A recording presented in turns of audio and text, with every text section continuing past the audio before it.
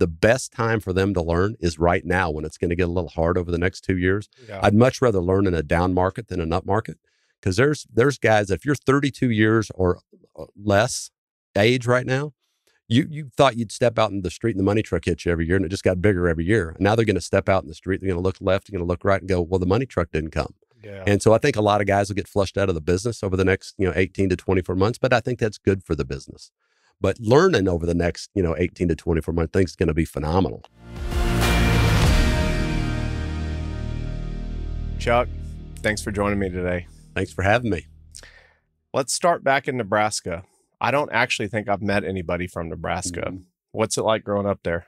Well, I'm from a small little town. I tell people, if you look at the map of the United States and find the absolute middle of nowhere, I'm 50 miles northwest of there. So we're 4 hours from Omaha and 4 hours from Denver. So a small town, 24,000 people. Union Pacific Railroad's the biggest employer. And my dad and my grandfather owned an Anheuser-Busch beer distributorship there. And that's kind of how we ended up there. And, I didn't know anything other than when I played basketball in college with my first year at Nebraska, transferred to SMU, and I called home in the middle of October, and my mom said it's snowing. And I looked down, I got flip-flops, shorts, and a T-shirt, and I'm going to the SMU pool that afternoon. And I thought to myself, I'm never going to live there again. And I never did, because it's just, it's just crazy up there. So they served beer even in a small town in the middle of nowhere? Oh, yeah, absolutely. A lot of it, actually. My dad's territory was like 100 square miles, but there were only about 50,000 people in that 100 square miles. So a lot. They drove a long way to deliver 4 cases of beer, for example. They might drive 40 miles or 50 miles round trip to deliver 4 cases because, the people in a small little town needed their beer. And then you went to Nebraska. Why'd you go to SMU? So I went to the University of Nebraska because I was from Nebraska and had a lot of success in high school basketball there. The coach that recruited me at Nebraska became a very close friend of mine. He was 10 years older than me. And he took a job at SMU, and he said, why don't you drive down in the U-Haul with me and help me move down there? So I did. And the whole way down there, he goes, oh, you got to think about going to SMU. I said, what's it stand for? Where is it? I mean, Dallas, Texas. I've never been there. And I got down there, looked at the school. It was gorgeous. And just decided on a whim. This was in July when school was going to start, probably 45 days later, decided to transfer. And, kind of the rest is history. I haven't lived anywhere else but Dallas in the last, 42 years, 44 years. What position did you play? Played big guard, small forward. Is that position still around today? Kind of, I guess. I mean, kind of just I'd probably be a point guard if I was if it was in today, if I could handle the ball better. Okay. When most people think of sales, they would think of it in business, but you kind of sent a note and you said the best sales job you ever did was in spring break in college. Tell me about that. Yeah. So, and again, I say it all the time because it's really true. I mean, I met my wife in Fort Lauderdale at Penrod's on the beach. And she was there. She was in school in Boston at a small girls' school called LaSalle. I was at SMU. We thought we were going to get in the NIT that year. We didn't. So at the last minute, a fraternity brother of mine invited me to go to Fort Lauderdale, and she was dancing with some guy in Penrod's, and I was fairly cocky back then, and I kind of went up to her and looked at him and said, hey, you should really be dancing with me, not him. And she goes, wow, okay. So anyway, we saw each other every night after that. She came to my fraternity formal in the spring. I went out there. I was supposed to stay 3 days at her home in Virginia Beach, Virginia, and ended up staying 2 weeks, and finally convinced her that she needed to transfer to SMU. And her mom was okay with that because I think she wanted to transfer to the University of Miami. And she thought SMU sounded a lot better than University of Miami. So I think that's probably what really closed the deal. But yeah, so we've been, we'll be married 39 years in September. We've been dating since St. Patrick's Day in 1982. So that was my best sales job ever. It was a good one, and it's been paid dividends all the way along. I love it. All right. Let's kind of start moving in to career. So you started at Trammell? Well, actually, my first job out of school was with Citicorp, an investment banking group. I mean, Jerry Orr, which is an old-time sports reporter on Channel 8 in Dallas, interviewed me because my last year at SMU, because I had a redshirt year, I was getting my MBA, and they said some goofy thing like, well, he's not going to the NBA, he's getting his MBA. And so this guy saw it on TV, and it basically hired me because he saw this interview on TV. And I worked for him for about a year, and his interesting claim to fame was he told me that he's the only person I'll ever meet in my lifetime who could outspend an unlimited expense account. And about 6 months into my tenure there, he did that, and he no longer worked there. So And all my buddies were working in commercial real estate. And I said, well, God, this looks like a pretty fun deal. They look like they're working about half as hard and making more money. So I took a job with Criswell Development Company, the people that built Fountain Place downtown. And then about after a year, there were 186 people when I started. There were 26 of us left when I left. And I went to work for Trammell Crow, and then I was there for 16 years. But had an offer from Crow every time before I took a job. At the third time, it kind of stuck and was there for a while. All right, I want to dig in a little deeper because Crow has just put out every all-star across the country came from this genre. It's this genre of the 80s like Crow team. Mm-hmm. What did he have, and what was going on in those days that created so many all-stars? I think the biggest thing he had is he had a lot of trust in people. Now, again, that got a little bad for him, kind of when the market got really bad. But he hired really smart guys. Not saying I'm a smart guy. I got in, but they had a bunch of Harvard MBAs, Stanford MBAs, University of Chicago, Pennsylvania, all these people, and they'd give us a lot of rope, and you could either hang yourself with it or you'd go make a lot of money. And I think there was a book that came out, 10 best places to work in America. One was Trammell Crow, and because there's more millionaires made than not. But I think the secret sauce is he trusted people. Yeah. But I mean, you had to prove yourself. But once you had his backing, you could go and really used his balance sheet to go do a bunch of things that otherwise you couldn't have any chance of doing. So was that the structure? It was his balance sheet for the most part? Yeah. I mean, he was, I don't know how many thousands of partnerships that he was in, and guys got him in, and some were good, some were bad. A lot of them were good. Yeah. But yeah, and it was fun. I mean, we had a great time. It was in the kind of late 80s, and it kind of got dicey. In 1986, when I worked at Criswell, finished working at Criswell, we had 186 people, ended up at 26. The market just crashed. And so when I went to work at Crow, I was a financial analyst, and there wasn't a lot to do because we weren't really buying anything. I mean, it was just, trying to keep the doors on. And there'd be days when I was a leasing agent there, we would be hitting golf balls into the drywall because we really haven't anything else to do. Because when you could put a sign up on a building in Dallas in the late 80s that said, well, you can office here for free, and nobody would take you up on it. Well, let's talk about the crash for a second. Yeah. Was that one of those, hey, one day it was sunny and the next day it was dark, or could you kind of see it coming? I don't know that I couldn't see it coming really because I was so young. But I think that, there were guys that woke up on a Tuesday, and then 6 months later they woke up on a Tuesday and they were broke. They didn't realize it probably then, but it just happened pretty fast because the tax law changed in 86 with all of a sudden all the deductions you could get, you couldn't get now. So we were building buildings where we would borrow 120% of the cost, pull that money out, and then all of a sudden those tax deductions went away, and it just made the buildings worth a lot less.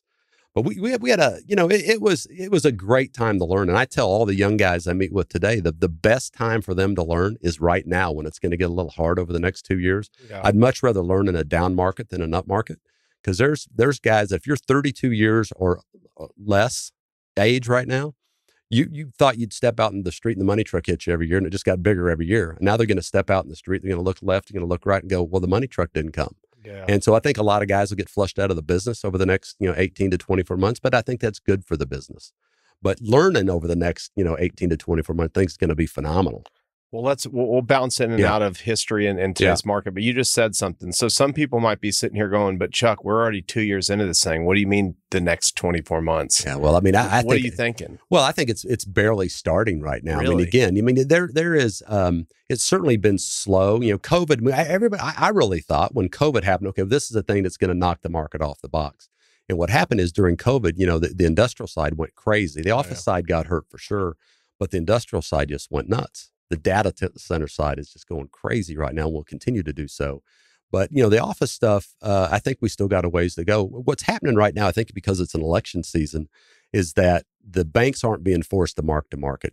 The banks are actually going, well, let's work with you. We'll kick the can down the road a little bit. And I think a lot of the banks, I think everybody's really scared the banks are going to get decimated in this. And I don't believe that to be the case, because in the 80s, when we borrowed 120% of the money, it's a little bit different than, the last 3-4 years, we borrowed 65% of the money, probably on the best case kind of scenario. So they've got a 65% cost building right now. That, again, I think if it's a newer, nicer office building, for example, 65% of cost, probably going to be a pretty good deal, because office is still going to get used. It's still going to get built. Same thing with multifamily. The industrial side, again, I think is in Dallas in particular. I mean, for the first time in my career over 40 years, being in Dallas-Fort Worth is the best thing that ever happened to me. Normally we'd crash the plane 3 years early, and everybody else was having great success, and we'd be 2 years after that. But this time, We got way too many people moving to Dallas, way too many companies, and it's just being a phenomenal. It's a great place to be. If I was a young guy or girl and I wanted to be in commercial real estate business, this is the only place I'd come. I wouldn't want to be on either coast. It's just phenomenal. I agree. The 120%. So back then, you'd basically just borrow your profit and everything, go build it, and you put 20% in your pocket. Yeah, and you'd put the land in it an inflated price as well. So I mean, you're really getting a lot of money out of these things, but there's a lot of recourse debt and things like that. And the Crow Company got in a bit of trouble in the kind of the late 80s, early 90s because they had done this overbond, but it was guaranteed. And the famous story is that Mr. Crow went in and met with all the banks and had all the keys to all the different buildings and just shoved them across the table and said, "They're all yours."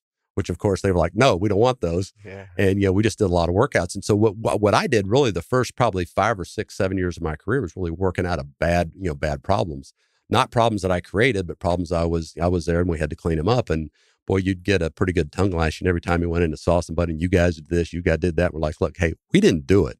We're just here to kind of help clean out the horse stalls. I mean, we didn't make the mess in the horse stalls." How did you clean it up? I think it was really, it was a lot of, hard work from a management leasing perspective and then just dealing with a lot of the problems, right? We had buildings that weren't leased. We had to figure out a way to get them leased. We had to be, Don Williams always said, we behaved our way into this market and we had to behave our way out of the market. So we caused a lot of the stuff. So it was really just, roll your sleeves up, get dirty, go back to the basics, leasing space and, getting the things filled up and then trying to create some value from that perspective. But there's a lot of guys that, just kind of cut bait and run. And, again, you can drive around. And back in the early to mid to kind of late 80s, there were all kinds of stuff that got built that had no reason to be. But I can drive you around Dallas today and point at, probably 25 different buildings. Like that thing never should have been built. It's never leased. It never should have been leased. But you had a dentist who hired an architect who hired a contractor because money was pretty loose and they go build a building and they didn't really have any idea what they're doing. Do you think if Trammell was sitting here right now, Mr. Crow, and I asked you, I said, did you see it coming? You're like, I was too young in my career to really see. Do you think he saw, did people see it coming or was it, because it seems like right now you just kind of see it coming. Yeah. I mean, I'm sure they did. Yeah. But I mean, I think they also thought that it would be a much shorter cycle than it was. And, it lasted, like I said, in Texas for kind of years. It wasn't just, hey, it's going to be 18 months and we're out of this thing. It was like, 3, 4, 5 years, 6 years, we were really still cleaning out stalls. So I'm sure they saw it coming, but probably didn't think it was going to be as bad as it was. Yeah. And because again, by nature, developers are very positive. Like, hey, we're going to build this building. It's going to be the coolest building in town. I don't care if there's a 40% vacancy. Everybody's going to want to be here. Not dissimilar to what we talked about, the building that you may be moving into. Yeah. You have two very distinct markets. You have a brand new building that's double the cost of one that's perfectly nice, but it's 3 or 4 blocks away. People like new, especially people in Texas and in Dallas and Fort Worth in particular. I want something new and shiny and really cool. Yep. One last question on that breed of guys. So when I've read books that they call them super chickens, but let's just call them these type A, high powered guys, girls that want to go kill it. Yeah. It seemed like Trammell just hired all the, was anybody ever competing with each other? Was it kind of a dog eat dog, or did he have it to where everybody could kind of run in their own lanes without running over each other? I would say it's much more dog eat dog than kind of everybody running in your own lane. It's like, look, when we had 5 or 6 leasing guys when I started downtown, we had 6 million feet. So we had a lot of space to lease. But I mean, I wanted to beat the next guy, right? And it was not only did I want to beat the guy by getting deals, I wanted to beat the guy by the economics that I would perform to. So, I mean, one of the big things that Harlan used to always stress to us is, hey, your guy's job is to make me a lot of money. Yeah. And after you make me a lot of money, I'm going to let you make some money.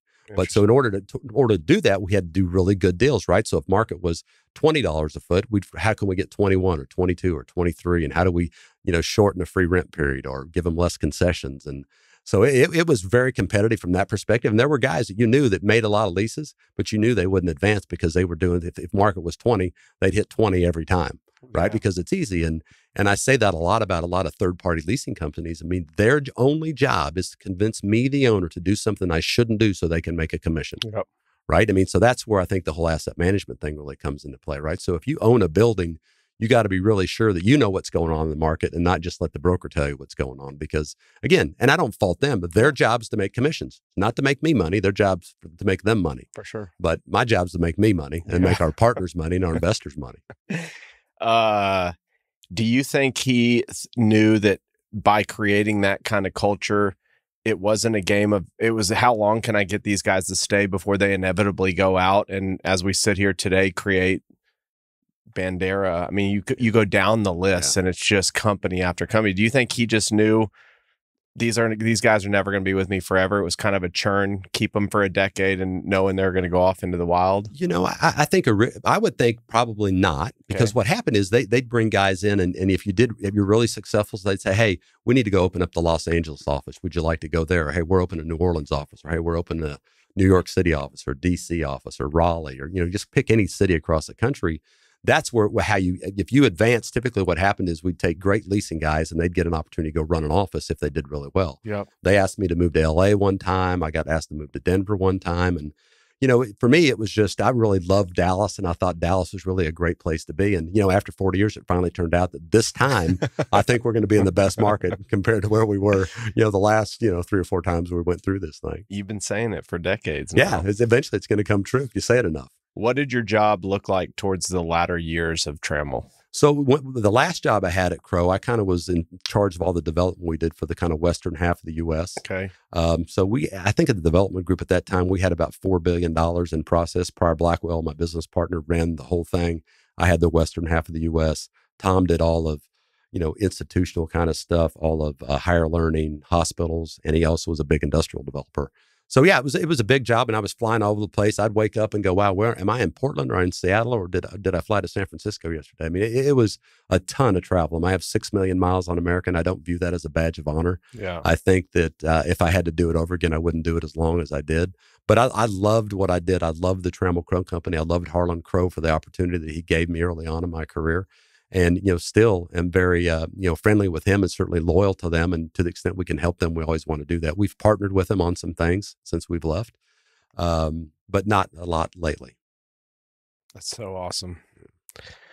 One of my favorite things I've read is I can't remember the vintage. I think it's the 80s, but the letters from the partners of Crow. And I think it was reflecting on the crash of the 80s, early 90s. Yeah. And if anybody's listening to this that hasn't read it, Google it or ask somebody in the industry, but it's 40 or 50 pages of just letters. Yeah, it goes around. Every time we have a little bit of a downturn, that thing is all over the internet, and people are sending it to each other. And yeah, because it came with a lot of wisdom. It was really from the school of hard knocks. Yep. If I had to do it over again, but when we were going into the down cycle, I would have done these 10 things. Yep. And that's from a bunch of guys from all over the country, and guys that really had a lot of hard knocks. And these are the guys, again, thought they were worth 50 million and woke up one day and they were worth a negative 50 million. And it was, I think a lot of learning experience from that. I need to go back and just read it. It's been a long time, but I remember the first time I read it, it was like a kid in a candy store. It was also like it was like 2013, 14. So we had a ways to go. So maybe it'd be a good time to dust it off. Yeah. All right. How did Bandera start coming into the picture? Well, I mean, the biggest issue I think for us is the three of us had really big jobs at Crow. In fact, I would argue that I had, and Pryor had, and Tom had the best jobs in the commercial real estate business anywhere in the country. We had great jobs. The problem was we weren't really working on commercial real estate. We were managing people who were doing what we really loved to do. And so, we just, and we were traveling all the time. I was on the road 3 or 4 days a week, and I had daughters at the time who were 14 and 11. I said, look, if we're gonna do this, it's time to do it now. So that's the biggest impetus, was really we wanted to spend more time at home, and we actually wanted to work on deals. The only deals we worked on, we were in those senior roles, were the deals that were so messed up and everybody was so mad. They wanted somebody senior. They come in, they yell at me instead of yelling at the other people. Yeah. So, but it was a great learning experience, and I still have great relationships with guys I worked with all over the country. And as you said, the alumni directory for Crow is crazy. It's probably about an inch thick, and there's hundreds of companies that have been started over the years. Because again, Mr. Crow gave these guys a lot of rope. They learned a whole bunch on his nickel, and obviously made him very wealthy in the process as well. But it was a great company. All right. You've kind of been vocal in some of our discussions and just hearing around, but how you put your current partnership together, how you thought about and vetted these guys. I mean, obviously y'all had worked together, but one thing I think that as I've studied you and just learned is you were real intentional about, these are the guys I'm going to not just work with, but kind of do life with. Yeah. How did y'all think about that? I probably didn't think about it as much as we really should have. It more just kind of happened. Yeah. But I mean, I'd worked with these guys for probably 16 years. And so they call me the junior partner. We've worked together. I've worked with them for 38 years. They've worked with the other two have worked with each other for 40 years. So I'm the junior guy at 38 years. But, I think a lot of it was just being around each other, right? And seeing how people act and the worldview that we had from a Christian faith standpoint. We'd been through a lot of life together. We'd buried parents. We buried Pryor's son in 2008. I mean, those kind of things really bring you close. And, I'm a big believer, and I say this all the time. If we ever have to pull our partnership agreement out and read what we need to do, we're done. Because at that point, I mean, everybody knows what's the right thing to do. And our partnership is very simple. If a dollar comes in, we split it 3 ways. If a dollar goes out, we split it 3 ways. And so hopefully we'll never pull that partnership agreement out. In fact, we did have to pull it out, I think 5 or 6 years ago, because the attorneys wanted us to put some stuff in there that we needed in, and no one even knew where the copy of the partnership was. But ultimately we found it and did what we did, and then we threw it back in a drawer, and hopefully won't pull it out again. All right. You said a couple things there, but we're going to talk about Bandera, but I want to take a step back. For some people, having cancer might be the worst thing that they've ever gone through. You've said that it was the greatest thing you've ever, well, not maybe the greatest, but one of the best things you've ever gone through. Yeah, without question. And again, if you'd like, I'll just expand on the story a little bit. So, I'm 37 years old. We had just taken the Trammell Crow company public in 1997 in November. In January, they send us all out to the Cooper Clinic to get these executive physicals and do the physicals. And, I'm very competitive. So on the stress test, if I'm not in the top 1%, I'd die trying, all that kind of stuff. And we did that. And I sat down with the doctor afterwards, and I said, his name was Ted Mitchell. I said, Ted, is there any other test you can give me? Because one of our partners' wife had just passed away from breast cancer. I was a little bit freaked out about that, and said, what other tests you got? And he says, well, we have a scan upstairs. You're way too young. You're way too healthy. You shouldn't do it. And I go, I want to do it.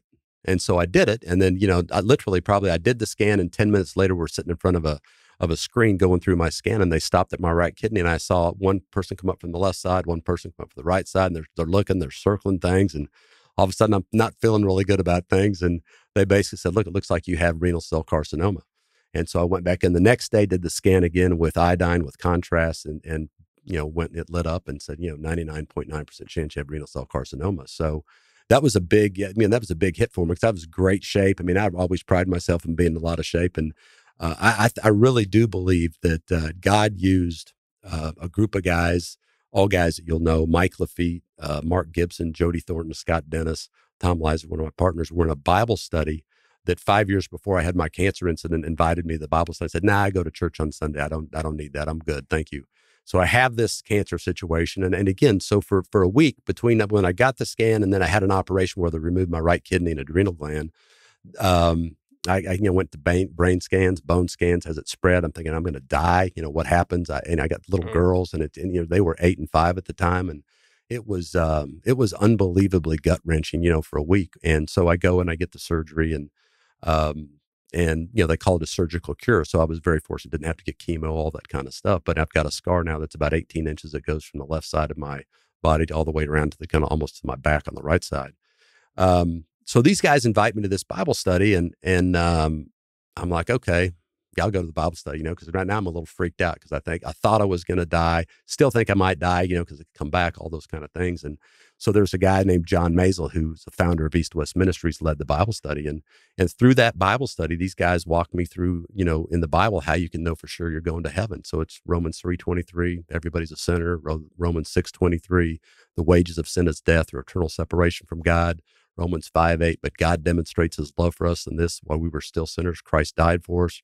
Romans 10:9 says that if you confess with your mouth Jesus Lord and believe in your heart that God raised him from the dead, you will be saved. And I always tell people, I like to emphasize there's a period there, not a, hey, do all these great things and you're going to get to heaven. You only get to heaven by trusting Jesus. And Ephesians 2:8-9 was the one that really grabbed me, that says, for you have been saved by grace through faith, and this not from yourselves, is a gift of God, not by works, so that no man can boast. And it was through, God used the Cooper Clinic to get me to the Bible study that I didn't want to go to 5 years before, to a guy named John Mazel, who was teaching this. And I will tell you, Chris, at that point, my eyes were so wide open. I was like, oh my gosh, how did I miss this? How did I go to church for 37 years and not know that Jesus was the way, the truth, and the life? And so for me, it was the biggest life change ever. And so I tell people all the time is that cancer was the best thing that happened to me. And I don't wish it on anybody unless that's what it takes. Right? Because eternity is a long time. And if we're going to spend it somewhere, I want them to spend it with me and Jesus and everybody and my family in heaven. But it was a very trying time, but it was a great time. And my mom and dad thought I was crazy, thought I'd lost my mind because I was going to quit my job. I was going to go into the ministry. My wife's going, oh my gosh, he's going to move me to Timbuktu. What's going on here? And so, but ultimately, I had another conversation with John Mazel. So not only does John lead me to Christ, but John saves my job at Trammell Crow Company. He said, look, he goes, you have got a platform already. You don't need to move to Africa or Timbuktu to have a platform in the ministry. You have a platform. The question is, will you use it or not? And so kind of from that time on, over the last, what is that, 26 years, I mean, what I've really tried to do is use my platform as a business guy in Dallas, a real estate guy in Dallas, I talk to, between 100 and 150 young kids every year, and they come in and they want to know about the real estate business. And gosh, I'd really love to talk to Chris Powers. And say, well, I've got his number, call him, email him, Bill Cawley, Jody Thornton, Mark Gibson, all these guys. They're always going, quit sending me people. I mean, and what I tell them is that for every one person I send you, I've talked to 5. And so for me, I get a chance to share all my knowledge from a real estate perspective, tell them guys that they should talk to, what I think they ought to go do. And then I get a chance to share Christ with them. And I'm sure there are guys that walk out of my office and go, man, that guy's crazy as all get. I'm never going to see him again. But, I mean, it's really, I think, a calling for me. It's really what I love to do. I mean, I would say probably 25% of my time now is spent meeting with young people, trying to, 1, mentor them, 2, but to give them opportunities from a work perspective. And then 3, I want to make sure that they've at least heard the name of Jesus. I mean, my job is not to be a salesman for Jesus. My job is to present the truth as I know it. And I hope the Holy Spirit grabs them. And if he didn't grab them, then he'll grab them one other time. But at least they've heard it from me. And I don't want to ever get to heaven and Jesus go, hey, good job. Well, good and faithful servant. But I sent you 5,000 other kids and you didn't swing. Right. So we have these at bats every day. All of us do. And the question is, are we going to swing or are we going to watch the pitch go by? And for me, I just don't want to watch a pitch go by. And so it's one of the favorite things I do. And you're incredible at it. A buddy of mine often says your job is to catch them, and he's talking about fishing, or what a metaphor to fishing. You catch them and God will clean them. Yeah. But I want to go back real quick because I share a similar kind of path of having grown up at going to church my whole life, but it was a certain group of men at a certain weak moment in my life that changed it all. So my question really is, what do you think you got from that Bible study and that group of men that 37 years ago into church didn't give you? I think it was a pretty intimate situation. There were probably at most maybe 8 guys there. And John Mazel, if you've never met John, he's the modern day Paul. I mean, I've never in my life been with John Mazel where he hasn't shared Christ with somebody, ever. I mean, every restaurant, every waitress, every hostess. I mean, the guy's unbelievable. So it was that. And I had really close friends, right? These are guys who stood by me when I had cancer. These are guys I worked. Mike Lafitte was there. I worked at Trammell Crow with him. Scott Dennis, we worked at Crow together. Jody Thornton and Mark Gibson, we'd done a ton of work with those guys. Tom Leiser and I went to graduate school and then worked at Crow together and had Bandera together. So I think it's just, an intimate setting where guys can really speak truth to you. And then you have a guy named John Mazel, who's, he's kind of like the velvet hammer. I mean, every opportunity he sees is an opportunity to share Jesus. And they pounded on me, and it was incredible. It was like the scales fell off my eyes. I mean, I could not believe that. I go, oh my gosh, 37 years in church, and how did I not hear this? And I went back one time. I did a deal for Watermark where I go to church, and I figured out I'd probably heard the gospel about 1,500 times. And I think God said, this guy's, he's not getting it. So we're going to throw a little cancer his way. We're going to slap him upside the head. We're going to wake him up, and then we're going to figure this thing out. And that's exactly what happened. And it was, like I said, it's just been a phenomenal experience, ever since then. And I've had tons of time to go on, mission trips with my kids, and, love on a lot of people. And I think that's really what the world needs a lot more of, is people loving on each other. And not being afraid to talk about who Jesus is. And I think that's one of the biggest issues we have as Christians, is that we'll sit back and we'll say we're Christians, but we don't act like we're Christians. Yeah. And we'll go to church, but I mean, church ends, Sunday at midnight, and then Monday morning at 6 o'clock when you get up, well, church is gone now, and I'll wait till I get next Sunday, right? So at Watermark, they always say, have a nice week of worship. The big W's during the week and the little W's on Sunday. Yeah. And you're getting prepared Sunday to, go out on Monday and be a warrior. Do you remember what, like, the first, I don't know if it's like big change, but you have cancer, you go into this Bible study, you're surrounded by men, you meet this, is it Jim? John Mazel. What was like the first big shift in your life going forward that you were like, this is here to stay? if that makes sense. You Yeah, know what I'm asking? Yeah, I think so. I mean, for me, it was just a big conviction to study God's word more, go to church now and really actually, listen while I'm there, right? I mean, kind of, it changed really almost everything. Hopefully I love my wife better, my kids better. I really felt like, hey, I've got to be an example for my children, right? And they've got to see me love my wife really well. So one day when my girls get married, and they are married now, when they get married, that they see how a husband's supposed to love their wife. And it changed everything. And the way I treated people. I mean, and again, I can still be, not a really great guy. I can yell at somebody, but I mean, hopefully what I'll do is once I realize that, I can turn back, call the guy back and go, hey, what I said, I shouldn't have said. I ask you to forgive me, and then just have a conversation that way. And I think that tells a lot of the young guys around you sometimes when they see that, say, you just saw me chew this guy's, out. Yeah. And you're going to see me call him back and ask for his forgiveness because what I did was wrong. Yeah. And so again, it's just, I think it changed kind of every aspect of my life changed. Well, you've met a lot of young people, so I'll ask this one. And we're in the real estate industry, which every day the real estate industry, I feel like, gives you two paths. Most of them are do the wrong thing, or you can skirt by, or you can. But if somebody's kind of at that position, what do you tell young people that are kind of like, look, everybody around me knows my baggage. Yeah. I'm having this life transformation. How do I move it forward without,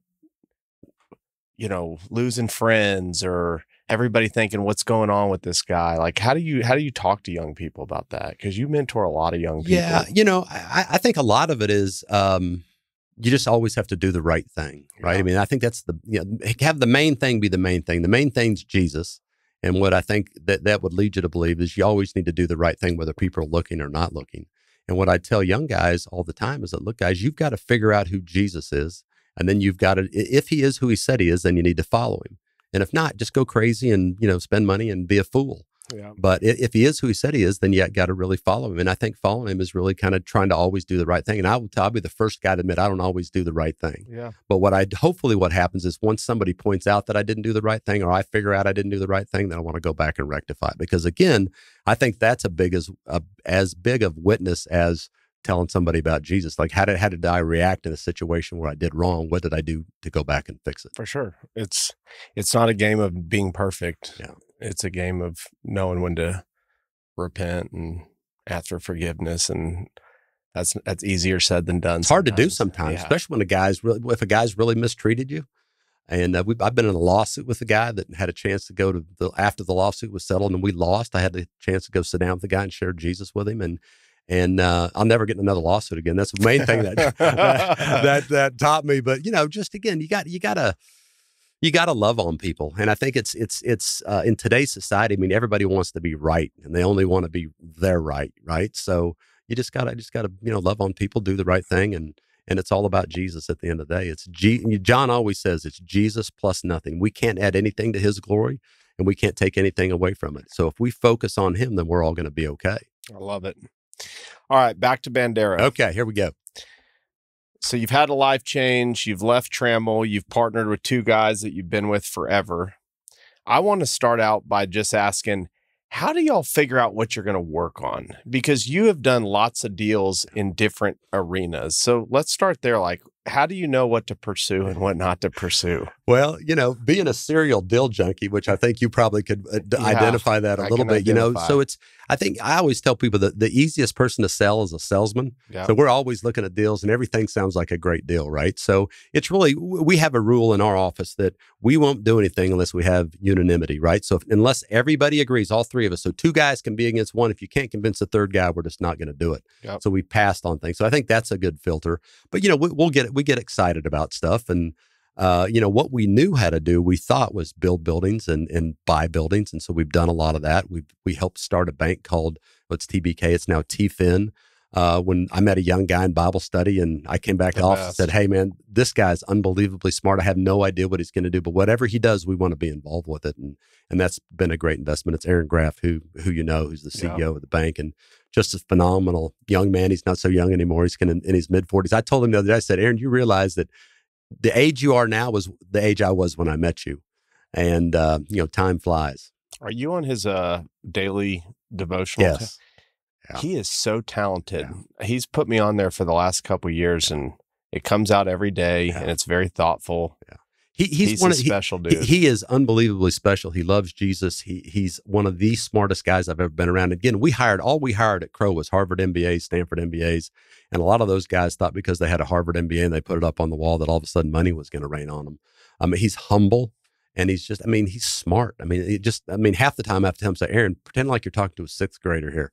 You're talking way over my head, but he's just a super smart guy. He's a great guy, a great family guy, and has created a great business. Okay. Well, let's dig on that. I had the Triumph note. I didn't know if we'd get there, but we're here. So smart guy, met in Bible study. You trust him. I know that and he kind of told me this when we did our interview. The first business plan was like working out bad loans and kind of being a real estate guy to some degree. Yeah. It was like, hey, we're going to buy bad loans or we'll make loans. And if they go bad, we'll take them back or we'll buy CMBS. So what we did when we first started out was we bought a bunch of CMBS notes. And because he was an attorney that practiced that kind of law, he didn't have any fear about foreclosing on them, taking them back, fixing up and selling them and making money. And that's how we first got started. And then literally one day he comes to Pryor and I and Carlos Sepulveda, who was the other. Carlos was the initial investor and Tom Pryor and I were the second investor. He came to us and said, I think I want to buy a bank. And we're like, well, what do you know about a bank? And he said, well, my dad's owned a bank and I've home for 24 years. I said, okay, well, what do you know about it? So, he found this little bank in Dallas and Pryor and I and some others went around Dallas, and people would look at us and they'd look at him and go, what do you know? He'd go, well, my dad runs a bank in Oklahoma. They'd look at us and go, what do you guys know? We don't know anything. We know he's really smart and he's going to figure this thing out. And I really think that our strategy on that was, it was 100% jockey bet. Yeah. He was one of the smartest, brightest, highest integrity, highest character guys we'd ever met and said, this is a guy we want to be partners with. And he's proved it every step of the way. And what did and just as a recap, what did you buy what was the first acquisition? So we bought a bank called Equity Bank, which was interesting enough. There was, I think, 5 or 7 guys that left Andy Bill's bank and wanted to do an Andy Bill type bank. Okay. And this was in 2007. So they got hammered when the great financial crisis happened.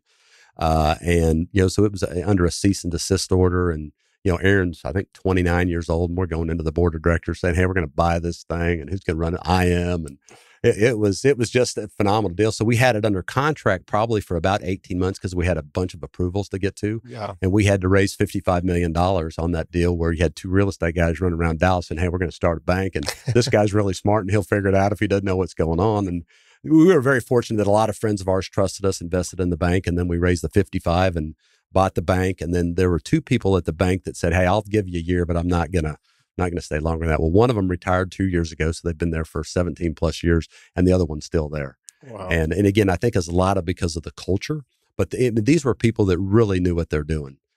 Gail Lehman and I forget the other guy's name right now. I'm drawing a blank, but Gail's still at the bank and she's phenomenal. It's awesome. Yeah. From your vantage point, from your seat, if you had to describe the series of inflection points going along, because the story is remarkable, what was like the next inflection point?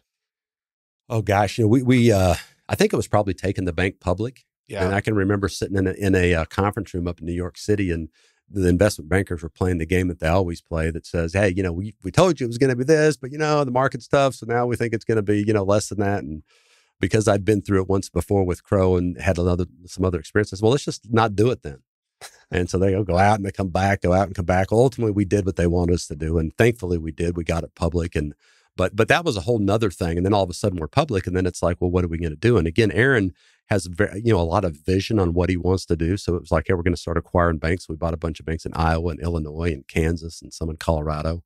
And we have a little bit of a presence in Dallas, but not a big presence. And again, he just, he sees things 6 months or a year down the road that I think others, don't really see. And now he's got the whole transportation thing working. And again, that happened because we bought a factoring company.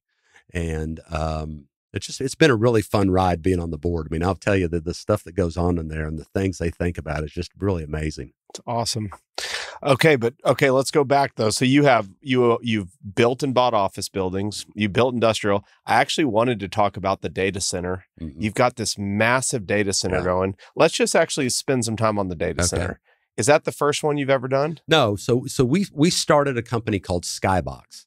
And so you own Skybox too? So, well, the Skybox guys, Rob Morris and some others started Skybox with us probably in 2014, I think. Okay. And we did a deal with them down in Houston that it was interesting. It took us a long time to get it leased up, but it was really successful. Our partners, I think, made 4 or 6 times their money, but it was over an extended period of time. Yep. And then we did a couple with them here in Dallas, and then they wanted to go nationwide. And we're like, hey guys, I'm not going to get on an airplane. I'm going to get on an airplane to go have fun. I'm not going to get on an airplane to go look at a real estate deal. Yep. And so they went out on their own, and they've teamed up with Prologis a bunch, and kind of our unwritten, I don't even think it's a written rule that we said, if you come back to Dallas and we want to continue to work with you guys. So they come back and said, hey, we really love to do something in Dallas. And Tom Leiser is one of my oldest partners, who has he's probably spent about 4 years. He took about 4 years off of building industrial to kind of study the data center market. I'm not sure at the end of the day if that was a wise move, about 7 or 8 years ago. I mean, I wish we'd have kind of built a lot more industrial space, but he really understands it more than anybody.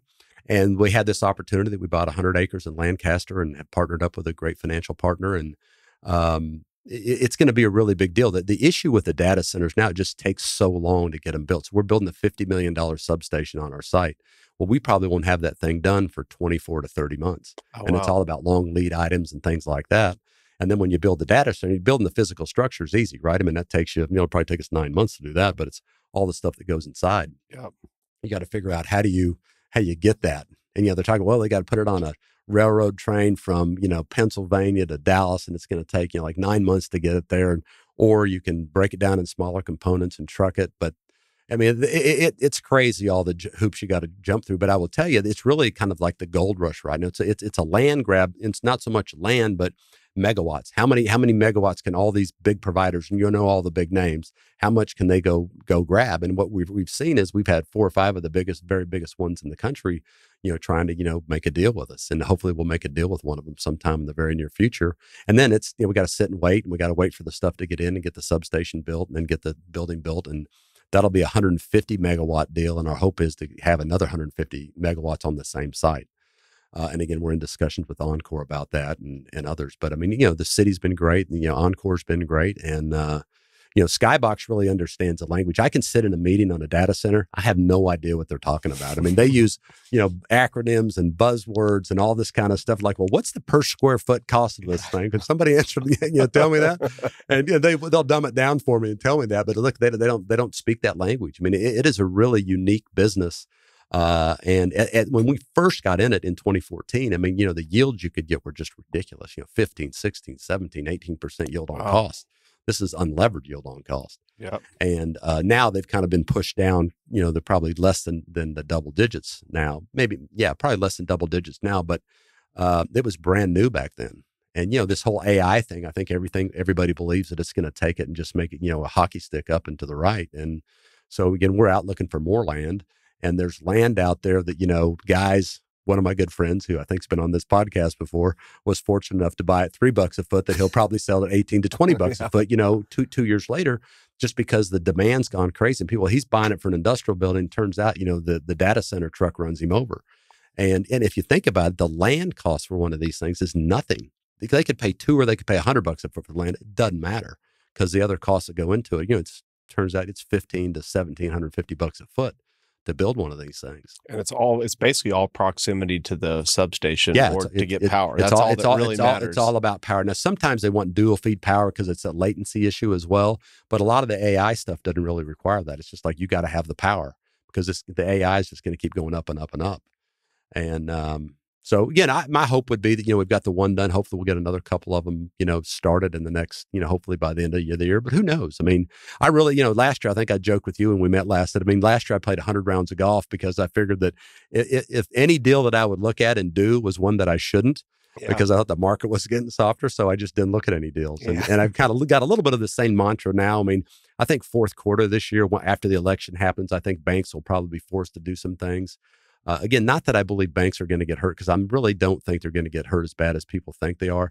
There's a lot of guys who believe they have equity in their projects that don't, that are kind of what I'll call dead man walking.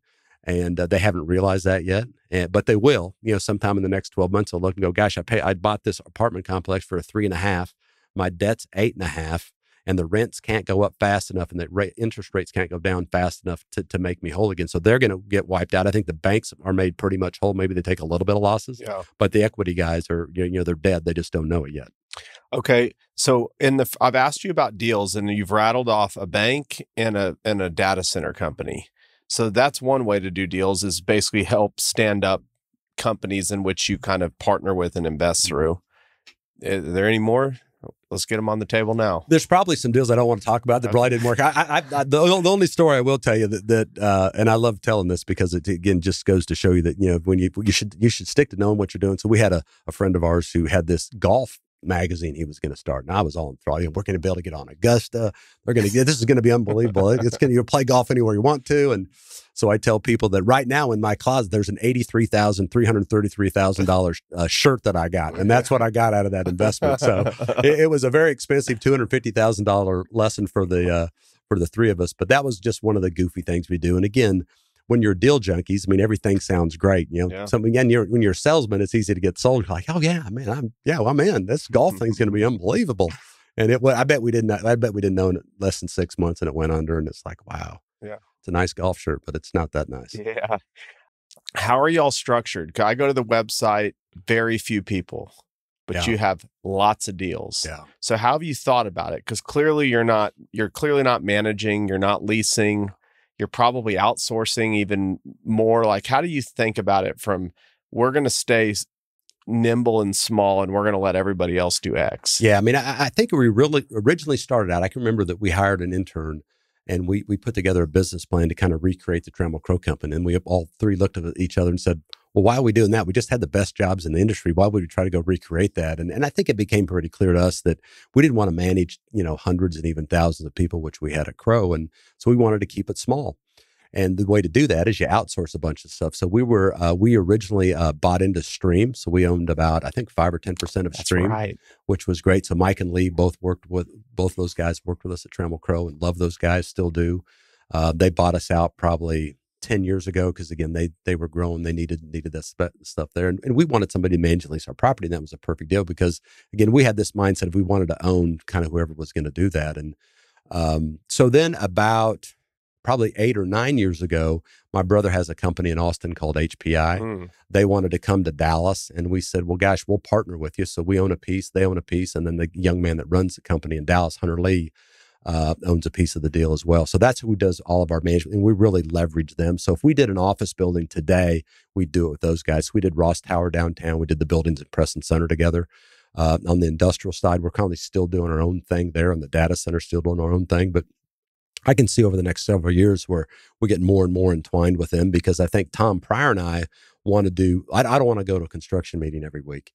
Right. I've done that for a long time. I just don't want to do that anymore. But I want to help those guys get a construction deal. I want to help those guys get a development deal. And I want to help them get capital and debt and all those kind of things. So almost I'm kind of thinking of it like, kind of what are going to be, of council or, I don't want to be a vice chairman emeritus. There's too many vice chairmans in the world, but just guys that are there to help the younger guys. And I think we're going to end up officing together by the end of the year. And I think I'll get a lot of energy out of that because I love young guys. As you know, I meet with a bunch of them, young guys and young girls. So I'll get a big kick out of being around that and just the energy that provides. And hopefully we'll be able to be really helpful to them. And hopefully they won't make some of the mistakes that we made, right? I mean, one of the things when we left Crow, the biggest thing that we all had 100% alignment on was that we're not going to sign recourse debt.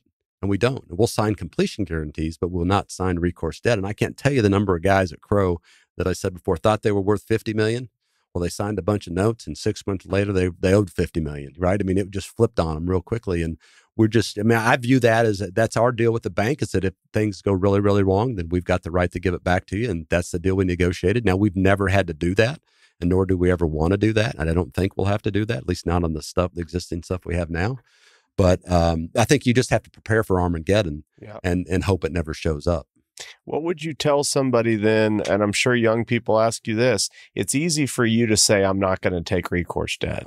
You've got an established career. You've got a balance sheet. Yeah. There's a lot of people that don't have that. Would you just tell them to co-GP with somebody? Or I'd bring a partner in, go get somebody that'll guarantee. There's guys that'll run around and guarantee debt for guys and take a piece of the deal. I'd do that. I'd do anything not to let somebody sign a personal guarantee. Lower leverage, whatever it takes. I mean, I'm a big believer that if a deal's good enough, you're going to be able to get non-recourse debt, you're going to get the equity. If you can't do both of those things, you probably shouldn't be doing the deal. Yeah. And especially for a young guy, what I would say is, look, you just got to be dogmatic. I mean, I can't tell you the number of banks when we left Crow. We sat down with, I bet, 15 or 20 banks, and every single one, well, we're only recourse lenders. We'd say, great, well, let's have a nice lunch then, and we don't need to talk about business anymore.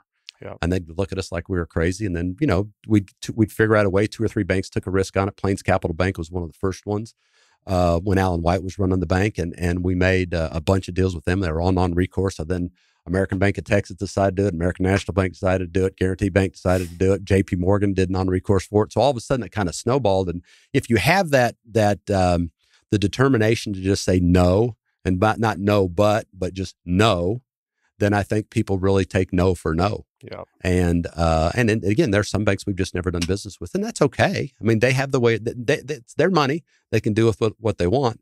But we're not going to put ourselves where we could have 1 or 2 deals take down everything we've worked for so long. Yep. And that's the problem with the recourse debt. And people get enamored like, oh, this is a great deal; it's going to be awesome. Well, then why can't you get recourse debt for it? Right. Or go get some rich guy to sign the loan for you. There's guys that'll do that, and they'll take 25 or 10 to 25% of your deal. Give it to them.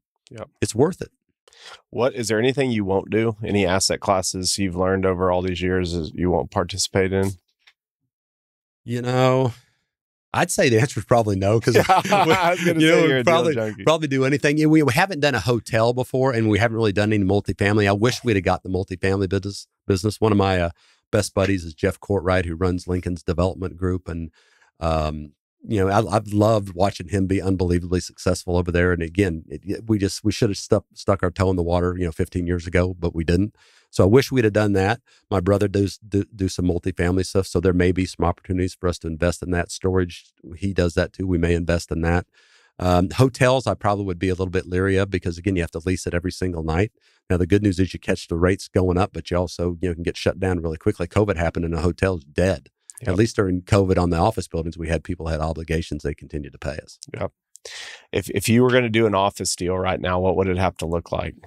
Well, I mean, I think you need to build a really nice office building. I think amenities are probably the most important thing, and really walkable. Yeah. So you need to be able to walk out of your building. You need to go to the dry cleaner, the bank. Like Preston Center, we've got 20 restaurants and 27 or 37 banks. I mean, it's crazy all the amenities you have right there. So I think that's probably most important. Yeah. And the other thing I like about Preston Center in particular is that it's landlocked. Right? There's probably maybe 2 sites in all of Preston Center that can get built on right now. So there's a barrier to entry. So we're leasing a building that's built in 1975. PNC's our lead tenant in there now. They're actually moving out, but we're 98% leased. We bought it in April of 20. We've raised rents probably, I don't know, $12 to $15 a foot over that same time frame. And again, it's 98% leased. So and they've got guys wanting to move in. So it's like a jigsaw puzzle for us now. And PNC's moving out, I think, in the next, it must be the next 18 months. We'll have all their, I bet you we'll have most of their space backfilled before they even move out. How do you think about TI in today's market? I mean, that's like the one, like I talked to Bill Colley about it, is TI can run away from you. Yeah, it's crazy. I think if you have TI today and you can make leases, I think that's a big bonus for you. I think you're going to make a lot more leases. The TI thing, I think at the end of the day, and I don't know how this happens ultimately, but I think we need to learn to value office buildings differently. I think you need to look at the TI and you got to have it fully amortized over the term of the lease.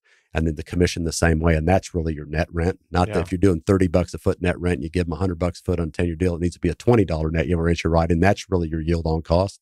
We've fooled ourselves into believing that it really just goes to your basis. Right. But the reality is every time you do a 10-year lease with $100 a foot, when that lease comes up, they want another $50 to $100 a foot to redo it. Even if they don't want to redo it, the market's going to demand that you give that to them. So I think there's going to be some harder underwriting criteria. If I was a lender, if I was the equity on some of these deals, I'd really work really hard and look really hard at what the real yield on these office buildings are, because they're not what everybody thinks they are. Right. So if you're buying at an 8 cap, and if it's, it's half lease building, you're really probably buying on a 6 or 5 cap because you got to put so much capital in the dang thing.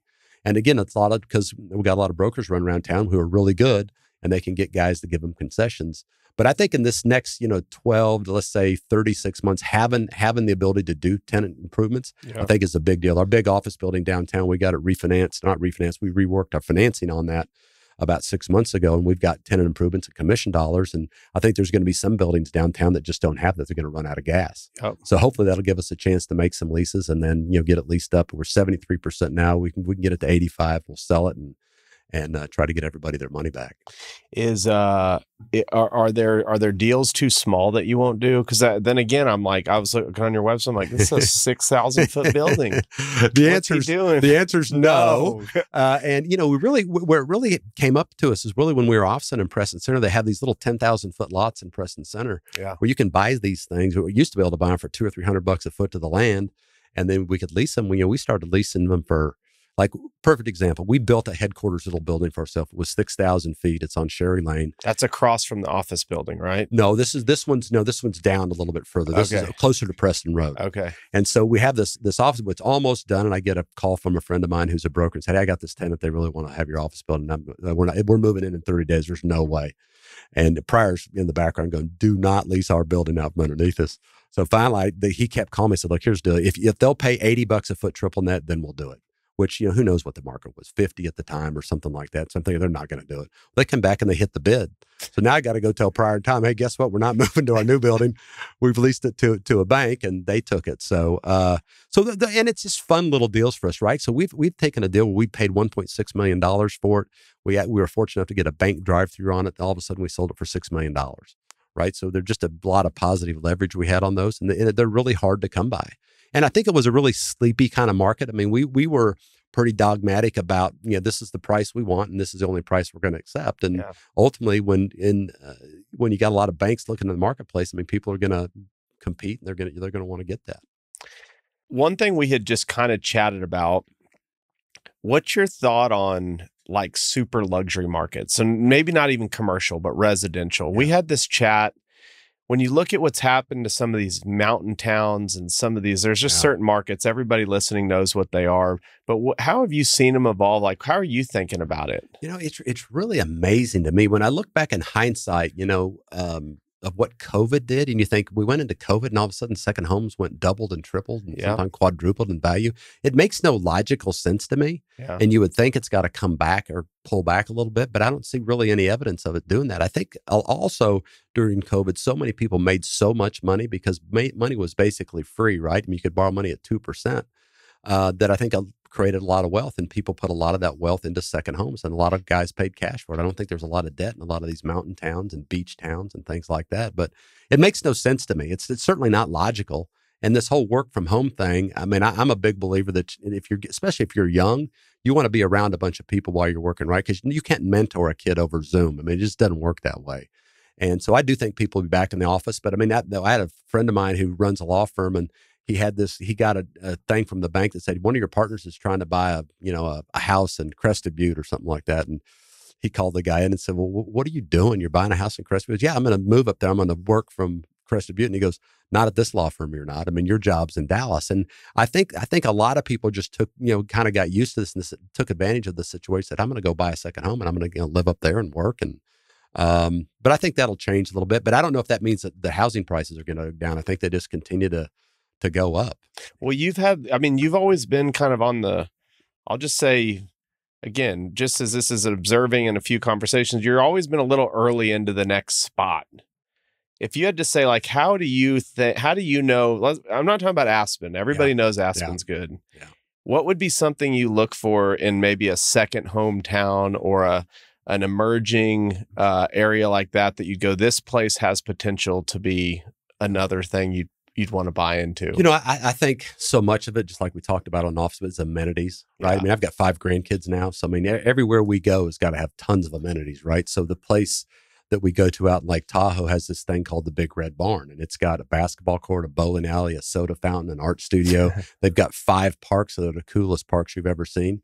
And I think as we become grandparents, I become a grandparent, you still have young kids, but if you go and take your kids, you want to have something for them to do on campus. Yep. And, the lake deal we talked about earlier, I mean, that thing's going to have so many amenities. I mean, I can see myself going to that lake, and spending a week there and maybe never getting in my car. I mean, there's times when we're in Lake Tahoe where I don't get in my car, drive a golf cart for 4 or 5 days, going, when was the last time I got in my car? Yeah. And I hadn't been in it in 4 or 5 days because everything's, right there. So I think amenities is probably the biggest thing. Yeah. And then proximity to things that people love to do, like where snow ski or get on the lake or all those kind of things. Okay. All right. I want to go back real quick. Okay. How do you pick partners? How do you decide if you're going to pass the hat and do it with, call it friends and family, or go to a big institution? Yeah. For us, yeah, it's I guess relatively simple. I mean, if it's probably requires a check of, let's say, $5 to $7 million or less, we do it ourselves. If it's more than that, we go to an institutional partner. And we've got great partners we've done a lot of stuff with. We go back to the same guys over and over and over again. And we haven't really done country club deals up until probably about what I call country club deals, passing the hat with a bunch of friends.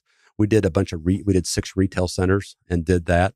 That started I think Jack Gibbons, who was a young man that worked on the retail for us, he started like the week before COVID happened. I mean, literally, he and I went to lunch, and like the next day they shut the world down.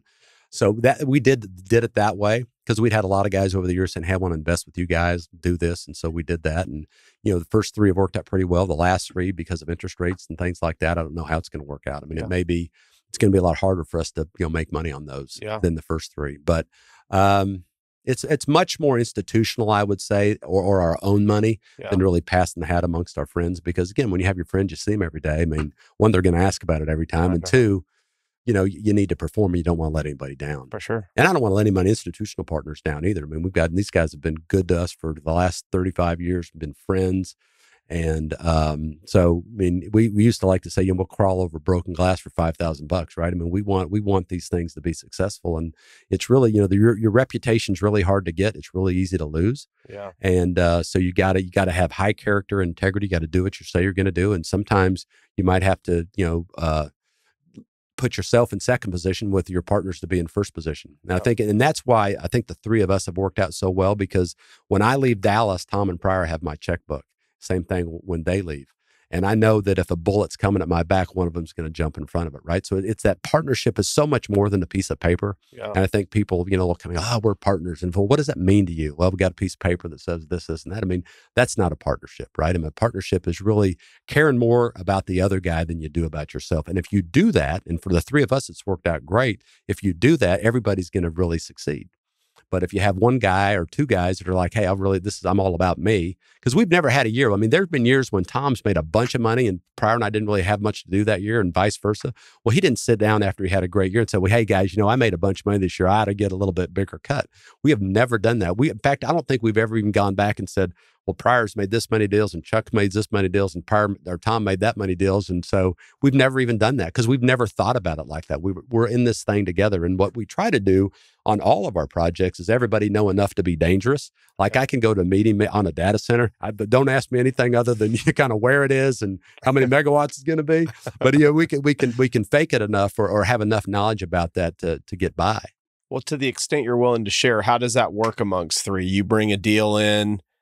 Like, how could one partner make more than the others? Well, I mean, what I would say, so Tom, for example, we built an industrial building in Southwest Fort Worth, and I've heard. Yeah, I mean, I've heard it was an unbelievable deal. I mean, it was just more than our wildest expectation, right? So we sold it for 30% more than we thought we would sell it for, and it was 30% leased, right? So people wanted vacant. They paid more for vacant space than they did lease space. This was like 21, 22. Yeah, probably, I mean, just insane. And, Tom did that deal. Tom and a guy named Marty McFarland did that deal. And, Pryor and I probably couldn't drive you to it right now. Yeah. But, I mean, it was just, we bring the deal and we all talk about it and say, yeah, we agree to do it. And Tom presents a case why we should do it. And Pryor and I are thumbs up, and he goes and he executes.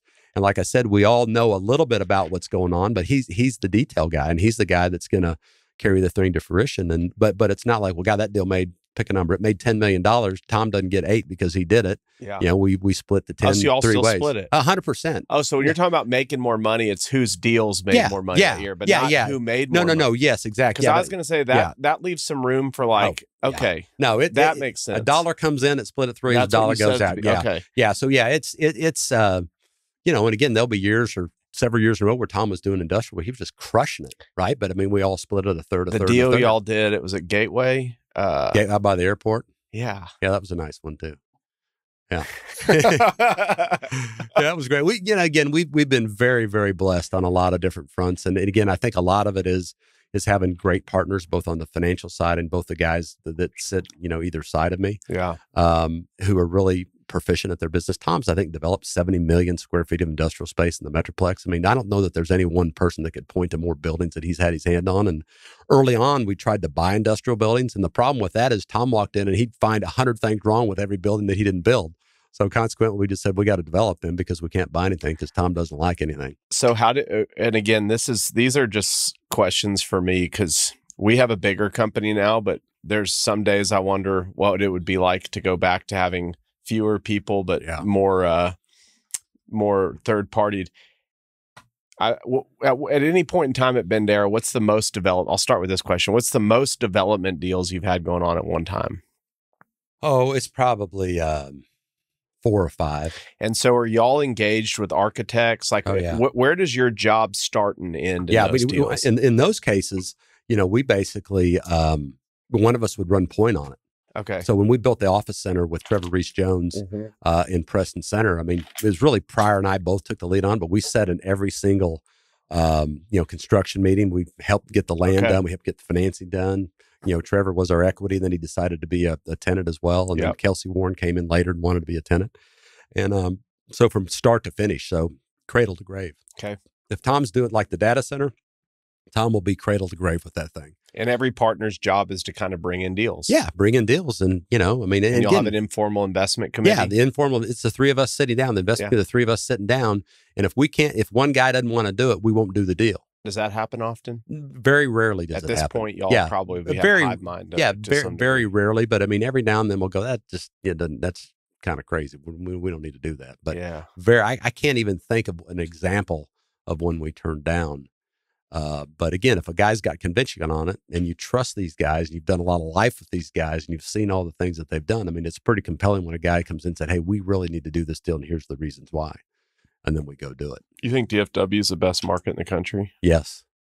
Yeah, I mean, almost for anything, right? All things considered, but if you left the population growth story out, which is a big driver, why else is it the best market? Well, I mean, we're getting so many new companies moving here. You can get anywhere from Dallas. I mean, literally anywhere. Think about it. We could go to DFW right now. We could fly to Tokyo. We could fly to Singapore. We could fly to Sydney, Australia, London, Paris, and any place you want to be in the world. And then when I was at Crow, had the western half of the U.S., I'd do day trips sometimes to everywhere but Seattle on the western side of the U.S.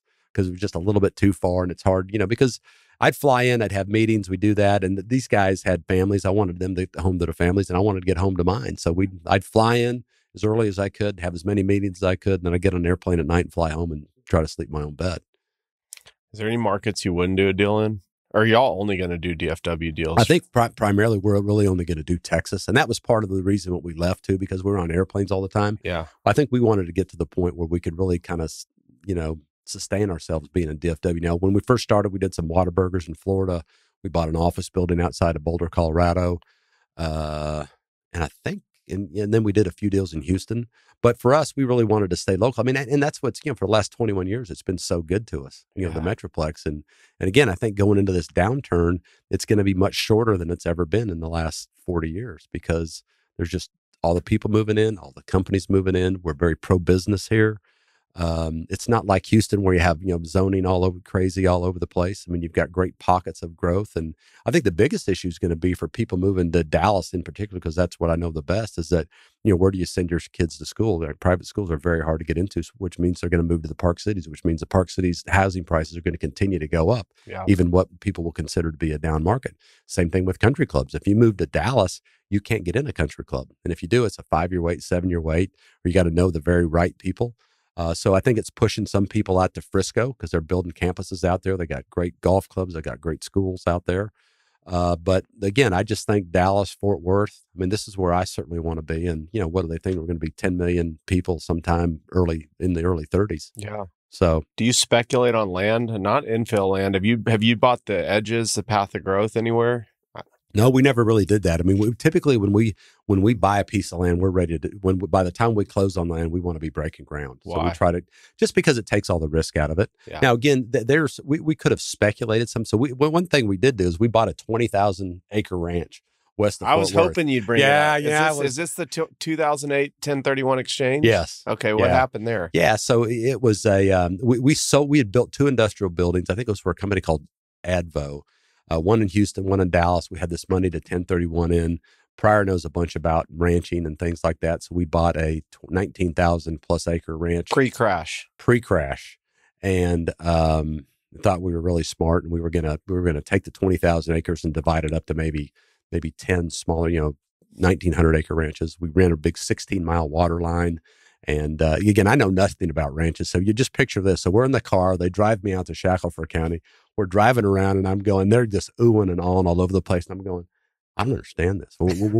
Tell me what you guys are looking at. I see some tumbleweeds and some rocks and some cows, but I don't understand the whole ranch thing. But they convinced me. So I went along with them and we bought it. And again, we bought it maybe not at the height, but pretty close to it.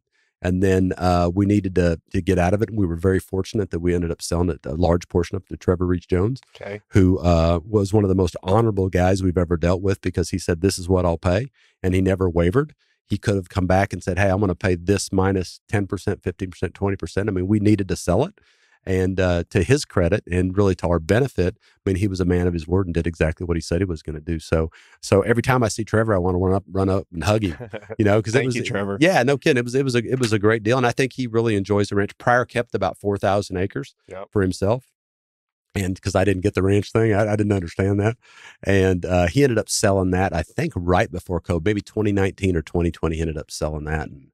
But yeah, that was a big 1031 we had, and it turned out okay. It wasn't a great deal by any stretch, but we got our money out. We didn't lose money, and like I said, Trevor Reese Jones is a man of his word, and will forever go on saying that. That's awesome. Well, I have to imagine like you could have bought Frisco early. You could have bought north of Frisco early. But y'all just said we're just not playing that game. Yeah, we were so much more about development. Yeah. That, the land speculation, in hindsight, I wish would. Like my daughter started riding horses in like 2007, 2008, and they were riding out in Argyle and Prosper and stuff like that. I wish when they started, if I'd have bought 100 acres of land, I would have paid for every horse I could have ever owned. but I didn't. And so it was very expensive. But, we just never, I'm trying to think, we did one deal where we bought it was a small retail center. We flipped it, and then we bought a couple pieces of land there. So that was a little bit of speculation, but we had already made a bunch of money on that. So we just 1031 into 2 or 3 different pieces of land and made good money on that. But it's in hindsight, it's probably something we should have done. We probably should have done that. We probably should have done multifamily, but we didn't. And here we are. And yeah, I don't think we'll change. I mean, our really mantra on land, unless we go through something in the next 24 months, where you see something just a gigantic discount, and you can buy some industrial land really cheap. Or an office site that was just amazing. That's how we bought the office site in Preston Center. Is that Cole? I think it was Cole. It was Hines who had owned the land forever. They couldn't get anything done, and we got it under contract and took it to Trevor Reese Jones, and we said these 5 things, and Bill Vanderstrand was there and was very helpful, and basically said, well, let's go do this thing. And we took some risk on that because JP Morgan had a drive-through bank on the site, and we weren't getting really moving on that. And fortunately, we had a great relationship with a guy very high up at JP Morgan who helped us there, and Trevor was not afraid of JP Morgan. Yeah. And that's always a big help too, when you got a guy that's standing behind you going, yeah, go get them. Yeah, when you own the bank. No, yeah. Yeah, it's fun. But yeah, we just haven't been in the land. We'll speculate on land in Preston Center. So every time there's something that comes for sale in Preston Center, we try to figure out a way to buy it. And typically we set a high water mark and go, man, everybody's going to think we're crazy. But every time we've bought it, the next sale is 30% more or 50% or 100% more. And I just think Preston Center, because it's such a quantifiable market that's got barriers to entry, it's a great little market for things. Is the lesson there that an ultra, call it land type, but also call it ultra luxury markets, pricing is just, it's not as, people aren't looking at every nickel and dime. Yeah. I mean, I think that's absolutely the case. I mean, like I said, we leased that little office building we built for ourselves for $80 a foot when the market was probably, someone could argue that the market was 40 or 50. I would argue the market was 80 because because we made a deal, and it was really the only thing available of that kind, right? So if you build something unique in a unique market that's landlocked and you can't get in, then it's almost like you name your price. So yeah, I mean, I think that's a big lesson learned, that if we could, like I said, anything in Preston Center that comes up, we try to figure out a way to buy. Yep. And a lot of times we shake our heads, go, man, I can't believe we just paid that much. And then it always has worked out where it's been really, really good for us. And I think there's a lot of things we tried to buy we didn't and wish we had of. Yeah. Do you 1031 every time you sell?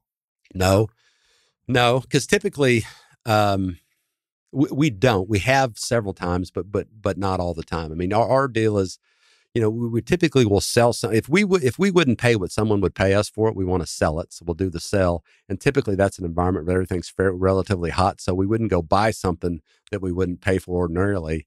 Now we did exchange on a couple of the retail centers that kind of in hindsight was probably not the right thing to do. Again, we didn't know what interest rates were going to do, or we should have locked in a longer term rate. We didn't. Yep. But yeah, I mean, I think for the most part, if we can take a profit, we take a profit. We love capital gains. Tom hates taxes. I mean, he will do all kinds of backflips and gainers off the high dive not to pay taxes. He hates to pay taxes. So we do a lot of, always make sure we get a, year capital gain in and then try to sell it and go from there. All right. Maybe last question, maybe not. We'll see how this development. You started in the 80s, and I don't know what it took to develop a building, but from what I understand and talking to people, it was very easy to get through the city. Yeah. You could kind of conceptualize, put a plan together, and you're open 12 to 16 months later. Yeah. It seems like in the world we live in today, just to get a permit takes 12 to 16 months. And it actually seems like it's getting harder and harder, not easier and easier. Yeah. Do you care? Do you think about that? I think we think about it. I mean, and I think where it comes into play where, if you have an industrial site, you feel like, hey, this is a great site. I really need to get going on this. I mean, part of the issue is the cities are really, really busy, right? With all the growth that we've had in the Metroplex. I mean, it's really hard for them to get things done. Yeah. And so you got to build that into the budget, right? I mean, and timing something, especially if you're building an office building, it's kind of a 2-year lead time. I mean, who knows what the market can do between now and 2 years from now. Yeah. So in Preston Center, we were unbelievably fortunate. Mike Darty, who built one of the buildings in Uptown. I remember, I mean, he was building, we're going, what is this guy doing? I mean, the market's dead. And then, by the time it got finished, came out of the ground. I mean, he made a killing on the thing. So, timing is, location and timing are kind of everything, but timing is really hard to control now. And the cities have issues with just not having enough people to get things done. But, you buy the right site in the right location, I think ultimately you're going to be rewarded for it. Well, I just kind of think just the math of developers don't, maybe some deals get struck differently, but in hindsight or in theory, call it those 2 years of chasing and entitlements, you're not getting your development fee. Your development fee kind of starts when the shovel goes in. Yeah. Well, if the time to get to shovel took however long it took, and you actually just smooth that development fee out back to day one, you're not really making money off your development fee. You're kind of playing catch up. Yeah, so you either have to have lots of developments going on. If you're not a fee developer that's in the, y'all are in a different stage. Yeah, of your life. we won't do a development for a fee. I mean, we've had people ask us to do that. We're just, that's not, but do you charge a fee even on 100%. Just to y'all? Yes, 100%. Correct. Yeah. But still that fee, but you work for free for 2 years. Typically what happens though, we will not typically close on a piece of land until we have everything lined up. Because typically, in an ideal scenario, what we want to have is the day we close on that land is then the next day we put a shovel in the ground. And we've been pretty fortunate about people to allow us to tie things up long enough to do that. And if you can do that, then again, you still got to work, right? I mean, the development fee gets paid later, but there's a lot of work you got to do before that and in the interim and all the way through. So you got to do it anyway. So you just got to go do it. And then you really got to hope. Really, development fee was never meant to be a big profit center for people. It's really kind of how do you cover your overhead and costs, but you really want to make money on the back end. And that's why the whole development for a fee thing. I mean, again, our time is precious. So we only have so many deals we can do on an annual basis. So I want to do the deals that I know I can make a lot of money on. And I don't want to go do a development deal if we're not going to have a chance to make a real pop on it. All right. I know you don't have a crystal ball. You talked about 18 to 24 months going forward. What do you think needs to happen for the market to start moving again? Well, I mean, the good news is in Dallas, I think it's going to continue to move. We're going to have a pause, I think, in Dallas, but I think the banks need to work through some of the issues that they have, and I don't think they're going to be forced to do that until kind of after the election. So let's say kind of first quarter of 25, that kind of starts. Okay, and that'll take them a few quarters to work through that. So people were saying earlier, late last year, early this year, survive till 25. Well, I mean, my guess is it's probably you want to wait till 26, right? Okay. Now, I think there's going to be opportunities to buy in 25, but a lot of the new development probably won't start till really the second half of 25, maybe the first part of 26. So you think you'll buy anything this year? I I hope so. Are you going to be on another 100 rounds? Well, I'm going to hopefully try to play 100 rounds of golf. Maybe the last quarter of the year we'll really start looking at buying some stuff. We got a couple guys that my brother's hired and Hunter Lee have hired here in Dallas to look at kind of debt, purchasing debt. And like I said, I just don't think the government's really pushing people hard yet. But maybe as the election gets closer, maybe they'll start going, how the Democrats or the Republicans may win, and that may push them one way or the other. But eventually, they're going to have to take care of this stuff. The guys that I feel bad for are the guys that are walking around town that have a bunch of equity in these deals that's gone, and they don't realize it's gone yet. Yeah. Right. And the reality is that they wouldn't sell it for X price today.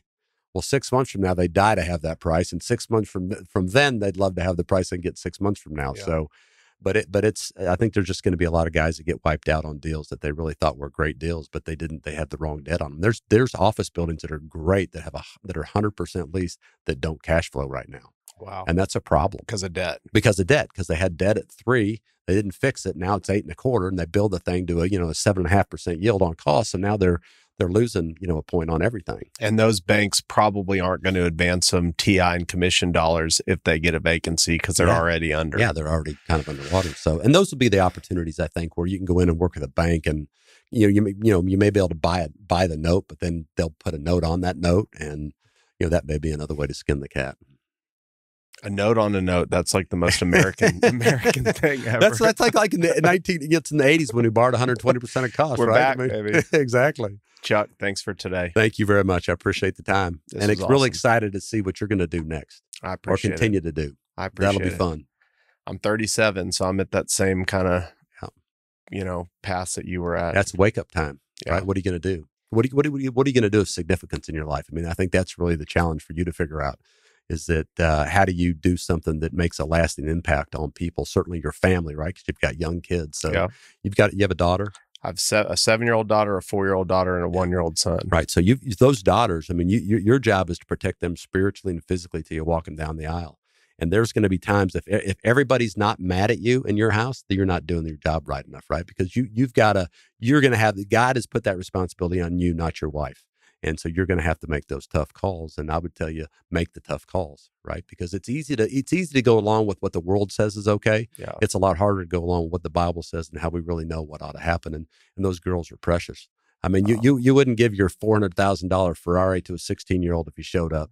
Never. Now, why would you let your daughter get picked up by a 16-year-old kid in a beat-up pickup truck to take her out? I mean, not happening. Yeah, dude. I needed to hear that. If everybody's mad in your house, that's okay. I mean, then you're doing it right. All I mean, right. at that point, you go, okay, I'm okay. It's going to be okay. They're going to be like, why are you doing this? I'm like, Chuck told me it was fine. If all of y'all were mad. No, it's true. Yeah. It's not easy to make the right decision sometimes. Yeah, it's easy to go along with the flow, and that's the world we live in today, right? Everybody's truth is everybody's truth, and the reality is truth still is truth. People just don't want to hear it. Yeah, and we got to speak it. Thanks, Chuck. Thank you.